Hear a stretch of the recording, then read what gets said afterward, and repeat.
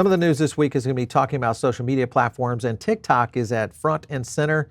How does crypto play into this? We'll reveal all of that for you guys today. My name is Paul Barrow. Welcome back into Tech Path. I want to get into it today because the key here is going to be centered around how Polkadot could be a big contributor to the future of TikTok, and I'll explain all that. Make sure, and we'll break it all down for you. But I want to thank our sponsor, and that is Tangem. If you guys are looking at getting into self-custody, this is the one way to do it. They use a card system that works in tandem with an app on your phone, very easy to set up. And the cool thing is if you use our link down below, you actually get double the amount of off on the Tangem purchases. Just use the code PBN. We'll leave a link down below and you'll get 20% off. And do it now because I know the sale is about ready to go off. So check it and be able to kind of ramp up on it. Very easy to, as I said, to get started on it. All right, let's go over to a couple of points I want to get at. And one, of course, is a real live TikTok ban counter, and that is 40 days away. Yes, that is right. 40 days away. That is the date in which either the app will be removed from the store or some sort of action from the U.S. government. This is going to be interesting to see how they play it because remember, ByteDance is now going to be forced to sell. And I want to go to this first clip because this is going to be what will happen on the 19th of January, which is the day before Trump takes office. Take a look. So come January, TikTok will not disappear off your phone if you have it already, is enforced against the app stores. So companies like Google and Apple will face, potentially billion-dollar fines if they don't take TikTok off its platform. New users won't be able to download the app, and eventually it won't be able to update, which will kind of doom the app to a slow death. Today, we caught up with billionaire Frank McCourt. He confirmed he's been assembling, and now he has assembled a group that wants to move forward with a people's bid to buy TikTok. Now, Frank McCourt, we've shown this before. These are the potential bidders for TikTok, and this is coming from ByteDance. So right now you have Frank McCourt and potentially Kevin O'Leary and even Steve Mnuchin, who has an investment firm. But most likely this is going to fall into maybe just a handful of winners. The one to keep an eye on is Frank McCourt, but also Kevin O'Leary because he has such a relationship to e-commerce, and that is really what this is all about. I also want to go to another clip here, and this clip is going to get into exactly what is happening and why Frank McCourt is involved. Take a look. If it's sold, it will be sold without an algorithm, so the value will be far, far less than $200 billion. We have circled over $20 billion to be in a position, and we're very serious about raising whatever capital is required to buy the platform. We're looking to move the 170 million users over to a new protocol where the individuals will own and control their identity and their data. Do you have an indication from President-elect Trump that he wants to see an American entity buy this? He has said he doesn't want it banned, which means a sale. We have built a clean, bottom-up American stack. You're indicating you've built out some technology, you think, that will not allow for government surveillance. Correct. But can you, if you are, whoever owns this is going to be powerful. So what guarantees do you make? I'm not looking to be the CEO of TikTok. We call it the people's bid because we want this to empower people. Let us each decide what moderation we're comfortable with, what censorship we're comfortable with, what privacy we're comfortable with. I'm a builder. My family's been building for 5 generations. This is an engineering problem that can be fixed. Let's make it a win. A win-win. All right, so just to be clear, what he's talking about at the American stack, he's actually talking about Polkadot. Polkadot is the migration path for being able to run the transactions on an open network with digital ID connectivity. All that is really playing into the idea around personalization of your data. And the one thing that everybody is concerned about is data. In fact, Vivek Ramaswamy, he was the one that was most concerned about the Chinese having access to data. It's in fact why the court case came to reality, and of course the ban now is in motion. And that is that the American data, yours, mine, isn't falling into hands outside of the United States that are bad actors. Now, I'm not saying that is the case, but the point is that this will definitely move in the right direction. There's another clip I want to get to, which is what Trump can legally do when he takes office on the 20th. Because if he said he's not interested in banning it, how would that be done? Take a look. In terms of President-elect Trump, this is really interesting. So first of all, just in general, he has 90 days to essentially allow an extension on that divestiture. We also, though, could see, because the president-elect did say in the last days of his campaign, he will save TikTok, that he just kind of makes this go away altogether in some ways.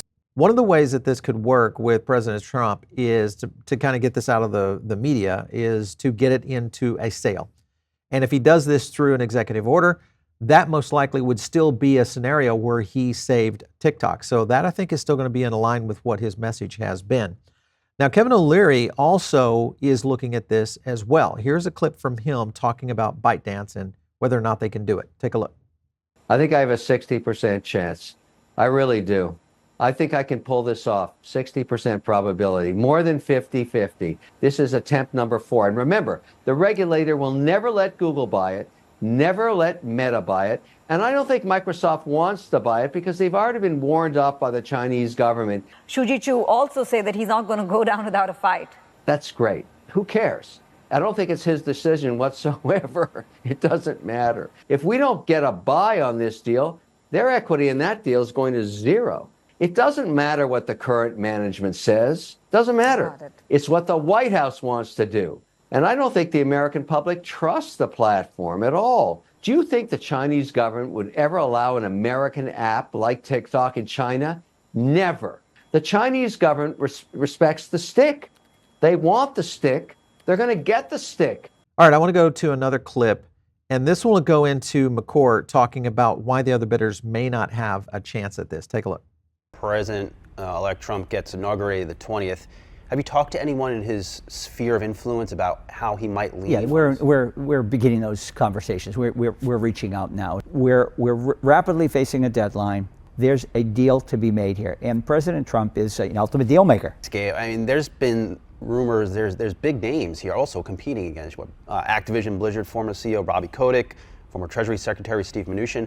Are those folks still in the process? Are they involved? Like, what does that landscape of bids look like? I mean, the word we're getting is that they've backed off a bit on this, and I think the reason is... You do seem the most aggressive. Yeah, and I think the reason why, Brian, is number one, can't be a candidate for antitrust action. Number two, you need to pass a CFIUS vetting. We pass a CFIUS vetting. Next, you have to have technology that will function without the algorithm. And lastly, you need a clean stack. Well, you mentioned American-made. What does that look like? It will surveil people, it will scrape their data, and it will apply algorithms top-down. That's not what we're doing. And by the way, I think anyone that does that will run the risk of China having a backdoor into their app. So you may not have even solved the problem of China still having access to Americans' data. The last point I would make, there's lots of lawsuits for good reason. There's more coming for good reason. Anybody that buys TikTok is taking on that litigation, that exposure of the 170 million user base. I wanted to know what they would think of our bid.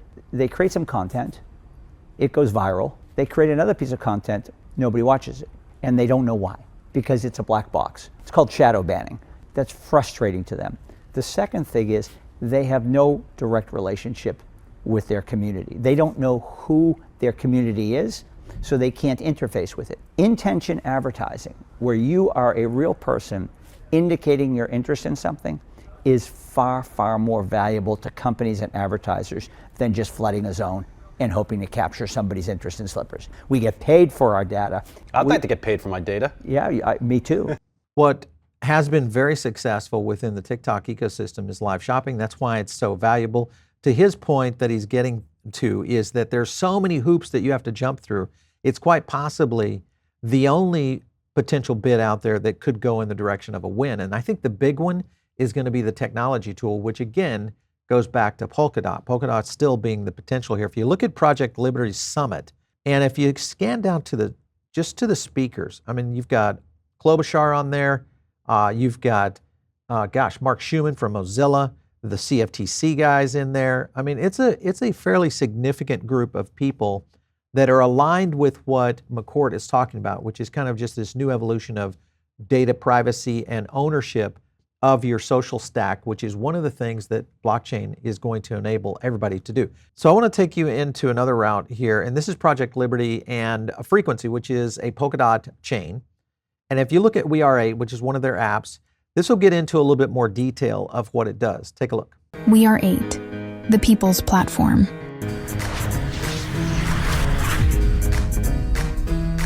WeAre8 now offers 3 primary feeds, all in the one place. The 8 Stage, your go-to spot for daily entertainment. The following feed, a space for updates from your friends and those you follow. And Flows. Join us on the People's Internet and log in with Liberty. Use your universal handle to browse content. Now let's use our universal handle in another app. Using Login with Liberty, your content and friends will follow you on any platform using Frequency, with a username that cannot be copied or repurposed. The People's Internet is here. This is Frequency. Being able to migrate to a blockchain or a federated media, so to speak, and this appears to be the path to migrating this into something like TikTok, and TikTok, of course, being one of the biggest ones out there. And the reason is this: there's going to be a ton of money that could funnel in to not only handle rewards, but also to pay creators. Take a look. And the same for all the publishers. We've got over 100 publishers on board who have partnered with us, and people can use their subscriptions from their 8 wallet to pay for their subscriptions. So it's all about pumping money back to people and publishers. These are the companies that are paying Meta $200 billion a year. Now we need to wake them up so that they shift that money back into the hands of the people. All right, so if publishers are involved in this and they do get into a position where they start funding not only their own content, but also content of others, being able to access their audience, especially if we go into a blockchain-based audience, then it's going to start generating a large amount of transactions. Transactions being every post, every interaction, every like, all those kind of things will be living on Polkadot. If you just take a look at the number of transactions right now on Frequency, which is the blockchain, I'm going to put it right there at the third one. That's that kind of that bigger orange section. The point is that these have been climbing and climbing. This is going to absolutely explode and flatten the number of transactions from everybody else if this is migrated over to TikTok. I want to go to another clip here. This will get into the rewards timeline and how this might work for brands to pay users. Take a look. But that's not all of it. On every purchase, you will be able to get up to 20% cashback in DOT, funded by the brands you shop at. This app, we're looking at launching this app in Q3 this year. And we might have been a little bit optimistic on the release timeline. Coming soon. If you want to actually talk to me, I'll tell you the timeline I have in my head. I don't want to say it because then I'll just get DM'd if we miss that deadline again. All right, so you think about that, the amount of rewards coming back to users being able to migrate into a variety of scenarios that protect their data, give them a new platform to go forward, and especially when you look at live shopping, I still think that brands like Amazon are going to really have to run fast to be able to keep up with what's going to migrate into a new e-commerce system out there. I want to go further into this because this is where it gets interesting, because you still have point of sale. That's when you go to a physical outlet, and you also have the potential for gift cards that could play into this as well. Take a look. Everybody's aware of gift cards, right? Like the physical gift cards, the digital gift cards, be it from like Amazon, Starbucks, and so forth. Quite eye-opening if you just realize the size of it and the growth rates over the last, 10 years, right? It's at $1 trillion this year, right? And we're going to get to about $2.5 trillion in the next 5 or 6 years globally. We have a couple thousand brand partners in the US that we work directly with. We're tied in directly into their point of sale systems where we can issue cards on demand to any retailer. More of a unique commerce stack, so to speak. Think about it from this stance. You've got social, your digital marketing, then you have gift cards and potential in-store activities. Then you have one more component, and that is something called Polkadot Pay. Take a look. So Polkadot Pay is not the Polkadot app. Polkadot Pay allows you to pay with crypto with no KYC in over 1 million stores in the US. And Polkadot Pay is going to come to Nova Wallet as well in hopefully Q4 2024. It should be a few weeks after the Polkadot app, whenever that is. So our timeline is based on the Polkadot app being released. All right, so I can think of a lot of places this is really going to start to disrupt. You're going to see disruption in the e-commerce side from a digital marketing standpoint. You're going to see disruption in the retailing side from what these rewards are going to do in terms of the impact on consumer. You're going to see disruption on the commerce side, which is where you see things like Visa, MasterCard, American Express, et cetera, being used out there on the retail front. If all of these things are migrating into a stack that's coming into the user and benefiting them every time they make a purchase, this really changes things quickly. So if you take a look at where Polkadot sets today, over on the market cap side of things, they're setting right at around 14 billion, right?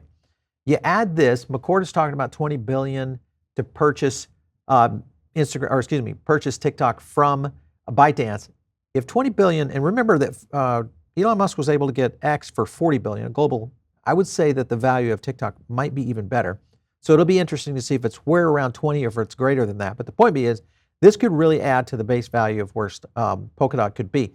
Just look at the potential tokens that this could jump, some of which will be, I think, very easily jumped, and that is going to be Chainlink, Toncoin, Shiba will get there. The key is could it start to run and challenge Cardano as a potential top 10? So the other thing that plays into this is where Telegram will be interoperable with Polkadot as well. So here's Ton integrating with Axelar. You can kind of see right here. Cosmos, IBC, Virtual EVM, Polkadot ecosystems, and others coming in, including Solana, Stellar, Sui, etc. So all of this, let me kind of zoom up on that so you guys can see what I'm talking about there. But all of this is really kind of positioning Polkadot as the lead of potentially the first true blockchain social media platform. Now, where all this goes to is potentially other social media platforms out there starting to compete. One of them is going to be MeWe. Let me go to that clip. Take a look. We're part of something called Project Liberty. Steve Wozniak is an advisor. Why Avalanche? So what we did was we took a look at, I would say, 15 different of the top chains that existed.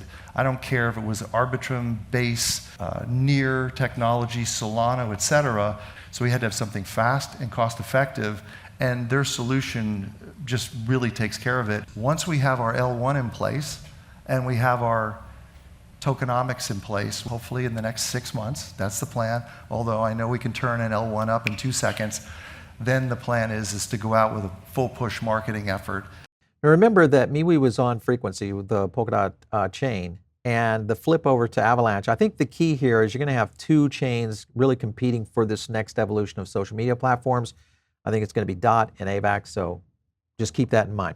All right, so there's going to be some losers, and you have to kind of consider who they would be. It's going to affect a lot of different industries and a lot of different places. And it's not because of TikTok being a social media platform, it's because of TikTok being a Chinese company. Take a look at this clip. If this does, in fact, get banned and they don't take the money, there's going to be some form of retaliation. The two obvious targets are Tesla and Apple. So China is the master at red tape. Can work. They did this to Tesla. They can impact the shipping, the trucking companies that would take the Teslas to port to be exported to Europe. They could do something like that with Apple. So, and the last piece that they could do is they could have a big influence in terms of how Chinese people think about Apple products or Tesla products. Unfortunately for investors, it's not going to be an obvious headline. It's just going to be something where it just the gears of progress just slow. In today's Apple world, you know, it's not going to necessarily move. We're sitting here, it's at an all-time high, despite the fact that we're having this conversation. If we look at the total revenue from Apple, we estimate about 45% of that is somehow related to manufacturing in China. Now, as you said, that's been coming down. But some of the other players that could get hit on this is actually starting to play out right now. In fact, China is probing Nvidia on suspicion of anti-monopoly law. This is how China will do it, is they'll go after some of these major American companies. Nvidia could also fall into the hairs of where this is going. Now, if they fall into the crosshairs and how this plays into maybe the future of the chip manufacturing, but even cloud compute, then you have to look at who else could win on that. Maybe Render comes into the play. We talked about Render. This is cloud distributed GPU. So there's a lot of things that are working here right now, a lot of working parts, but it's all coming to a head very quickly. So if I can say anything, look at Polkadot, look at Avalanche, take a look at where this technology is going, because this is, I think, going to be the next step in social media platforms. All right, if you guys are not in the Diamond Circle, make sure and get in that right now. It's a great place to get additional content. Also, follow me out there on X, @PaulBaron. We'll catch you next time right here on TechPath.